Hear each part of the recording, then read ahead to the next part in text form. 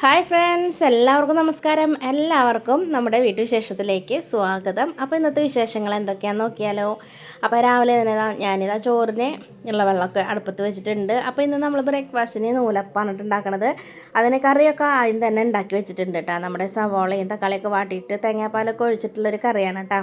അതാണ് നമ്മളോട് സ്ഥിരം ഉണ്ടാക്കാറുള്ളതും. അപ്പോൾ അത് ഞാനിവിടെ റെഡിയാക്കി വെച്ചിട്ടുണ്ട്. അതിന് ശേഷമാണ് ഇപ്പോൾ നൂലപ്പം ഉണ്ടാക്കാനായിട്ട് നോക്കണത് കേട്ടോ. അപ്പോൾ ഞാനിതാ ഓരോരോ തട്ടിലാക്കി വെച്ചിട്ട് അത് വെന്ത് വരുമ്പോൾ മറ്റേ തട്ടെടുത്ത് വെച്ചിട്ട് അങ്ങനെയാണ് ഉണ്ടാക്കാറുള്ളത് കേട്ടോ. ചില സമയത്ത് നൂലപ്പൊക്കെ ഉണ്ടാക്കാനായിട്ട് കുറച്ച് ടാസ്ക്കാണ് കേട്ടോ. അതായത് അരിപ്പൊടിയുടെ നനവൊക്കെ കറക്റ്റായിട്ടില്ലെങ്കിൽ കുറച്ച് ടൈറ്റൊക്കെ ആയിട്ട് വരും. ചില സമയത്ത് വളരെ എളുപ്പത്തിലും കിട്ടാറുണ്ട് കേട്ടോ. അപ്പോൾ ഇന്ന് കുറച്ച് നേരം വൈകിട്ടാണ് എഴുന്നേറ്റിട്ടുണ്ടായിരുന്നത്. നമ്മുടെ സ്കൂളൊക്കെ പൂട്ടിയിട്ടുണ്ടല്ലോ, അതുകൊണ്ട് തന്നെ നമ്മൾ സാവധാനത്തിലാണ് എഴുന്നേറ്റിട്ടുണ്ടായിരുന്നത്. അപ്പോൾ ഇന്നത്തെ നൂലപ്പം നമുക്ക് വളരെ ഈസി ആയിട്ട് തന്നെ കിട്ടുന്നുണ്ട് കേട്ടോ. നമ്മൾ വീട്ടിൽ തന്നെ പൊടിപ്പിച്ചിട്ടുള്ള പൊടിയാണ് എടുക്കാറുള്ളത് കേട്ടോ. അത് തന്നെയാണ് നമ്മൾ സ്ഥിരമായിട്ട് യൂസ് ചെയ്യാറുള്ളത്. കടയിൽ നിന്നൊന്നും അങ്ങനെ വാങ്ങിയിട്ട് ഉപയോഗിക്കാറില്ല. അപ്പോൾ ഇന്നത്തെ നൂലപ്പൊക്കെ നല്ല അടിപൊളിയായിട്ട് തന്നെ വരുന്നുണ്ട്. അതുകൊണ്ട് തന്നെ പെട്ടെന്ന് തന്നെ നമുക്ക് പണി കഴിയുന്നുണ്ട് കേട്ടോ.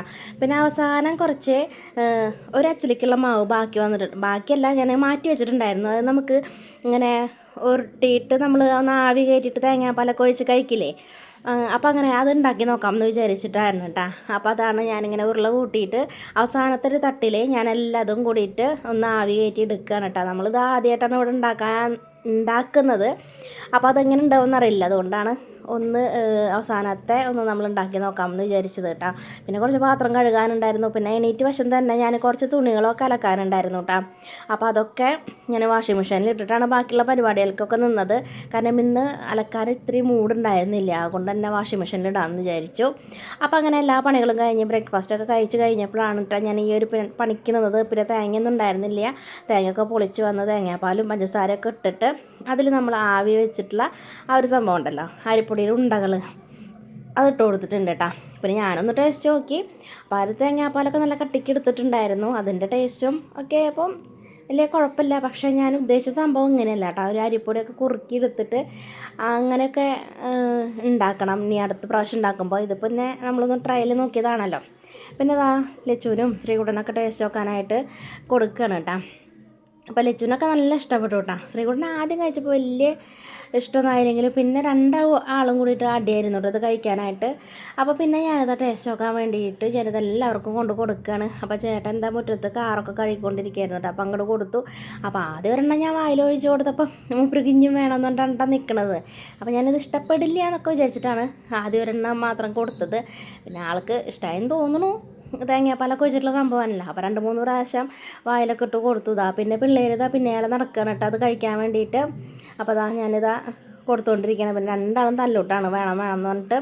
പിന്നെ അച്ചാച്ചൻ അവിടെ ഇരിക്കുന്നുണ്ടായിരുന്നു. അപ്പോൾ അച്ചാച്ചനെ ടേസ്റ്റ് നോക്കാൻ വേണ്ടിയിട്ട് കൊടുക്കാൻ വേണ്ടിയിട്ടാണ് പിന്നെ പോണത്. അപ്പോൾ ഞാനത് കൊണ്ടുപോകണതിൻ്റെ ഇടയിൽ തന്നെ അവൾ പാത്രം വാങ്ങി അവിടെ നിന്ന് കഴിക്കുകയാണ് കേട്ടോ. അപ്പോൾ അതൊക്കെ വാങ്ങിയിട്ട് പിന്നെ അത് അച്ചാച്ചനെ എന്താണെന്നറിയില്ല സംഭവം. അപ്പോൾ ഒന്ന് ടേസ്റ്റ് നോക്കാൻ വേണ്ടിയിട്ട് വായിലൊക്കെ ഒഴിച്ചു കൊടുത്തു. അപ്പോൾ ശ്രീകുട്ടനാണ് കേട്ടോ ക്യാമറാമാൻ. അപ്പോൾ ശ്രീകുട്ടൻ പറയുകയാണ് അച്ചാച്ചനോട് അത് നന്നായിട്ടുണ്ടെന്ന് പറയും, ഇങ്ങനെ ആക്ഷൻ കാണിക്കും എന്നൊക്കെ പറയണ്ട അവിടെ നിന്നിട്ട്. അപ്പോൾ ഇത് കണ്ടപ്പോൾ തന്നെ അവൻ വേഗം അകത്തേക്ക് പോന്നു. പിന്നെ കുട്ടികൾ പിന്നെ ടി വി ഒക്കെ വെച്ചിട്ട് രണ്ടാളും കൂടിയിട്ട് മാറിയിട്ടാണ് അവിടെ നിന്ന് കഴിക്കണത് കേട്ടോ. അത് ഒരാൾ മേടിക്കും അത് പിണങ്ങിയിരിക്കുകയാണ് കിട്ടിയിട്ടില്ല എന്നും പറഞ്ഞിട്ട്. അപ്പോൾ ഇനി ഞങ്ങൾ നമ്മുടെ ഉച്ചത്തെ പണികളൊക്കെ കഴിഞ്ഞപ്പോൾ നമുക്കൊരു കല്യാണം ഉണ്ടായിരുന്നു. പിന്നെ നമ്മുടെ വിഷുവൊക്കെ ആയിട്ടുണ്ടല്ലോ. അപ്പോൾ അതിന് ഡ്രസ്സൊക്കെ എടുക്കാൻ വേണ്ടിയിട്ട് പോകാമെന്ന് വിചാരിച്ചു. അപ്പോൾ ആദ്യം നമ്മൾ ഡ്രസ്സ് എടുക്കാൻ വേണ്ടി കുന്നംകുളത്തേക്കാണ് കേട്ടോ പോണത്. അവിടെ ചെന്ന് ശ്രീകുട്ടന് മാത്രമുള്ളതാണ് കേട്ടോ ആദ്യം എടുത്തത്. അപ്പോഴേക്കും ചേട്ടന് ഒരു ഓട്ടമൊക്കെ വന്നപ്പോൾ ആൾ അങ്ങോട്ട് പോയി. അപ്പോൾ പോണ വഴിയിൽ നമ്മുടെ വീടിൻ്റെ അടുത്ത് തന്നെയാണ് കേട്ടോ ഈ ഒരു കല്യാണ മണ്ഡപം ഉള്ളത്. അപ്പം ഞങ്ങളതിനെ അവിടെ ഇറക്കി തന്നിട്ട് ആൾ പോയിട്ടാ. അപ്പോൾ ഞങ്ങൾ ചെന്നപ്പോൾ തന്നെ അവിടെ അധികം തിരക്കും കാര്യങ്ങളൊന്നും ഉണ്ടായിരുന്നില്ല. പിന്നെ അധികവും നമ്മളതിനെ അറിയുന്ന ആൾക്കാരും കണ്ടില്ല കേട്ടോ. അപ്പോൾ നമ്മൾ പിന്നെ ഫുഡ് അടിക്കാനായിട്ട് കയറി ഭക്ഷണമൊക്കെ കഴിച്ച് ഐസ്ക്രീമൊക്കെ കഴിച്ച് ഒരു മുസ്ലിംസിൻ്റെ കല്യാണമായിരുന്നു കേട്ടോ. അപ്പോൾ നമ്മൾ അങ്ങനെ അധികം അങ്ങനെ പോവാറൊന്നുമില്ല.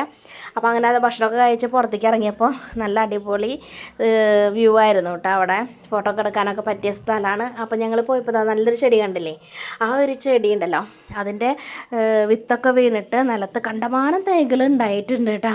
സത്യം പറഞ്ഞാൽ നമ്മുടെയൊക്കെ ലഡു പൊട്ടി. അപ്പോൾ ഞാൻ അതാണ് കേട്ടോ അതിൻ്റെ വിത്ത്. അപ്പോൾ ഇതിൻ്റെ കുറച്ച് വിത്ത് നമ്മൾ പൊട്ടിച്ചു. പിന്നെ കുറേ തൈകൾ നിലത്ത് വീടുണ്ട്. അപ്പോൾ അതിൽ നിന്ന് 2-3 എണ്ണമൊക്കെ പറിച്ചിട്ട് പിന്നെ നമ്മളിതാ ഓട്ടോയിൽ തിരിച്ച് വീട്ടിലേക്ക് പോരാണ് കേട്ടോ. നമ്മുടെ വീടിൻ്റെ അടുത്ത് തന്നെയാണ് കേട്ടോ. പിന്നെ ചേട്ടൻ പറഞ്ഞിട്ടുണ്ടായിരുന്നു ഓട്ടോ ഒക്കെ വിളിച്ചിട്ട് പോയാൽ മതി. നല്ല വെയിലൊക്കെയാണ്, പാടത്തു കൂടെയൊക്കെ പോകണം. അപ്പോൾ അങ്ങനെ നമ്മളിതാ ഓട്ടോ പിടിച്ചിട്ട് വീട്ടിലേക്ക് പോവുകയാണ്. ഇതൊക്കെയാണ് നമ്മുടെ വിശേഷങ്ങൾ. ഇഷ്ടപ്പെട്ടാൽ ലൈക്ക് ചെയ്യാനും കമൻറ്റ് ചെയ്യാനും സബ്സ്ക്രൈബ് ചെയ്യാത്തവർ സബ്സ്ക്രൈബ് ചെയ്യാനും മറക്കരുത്.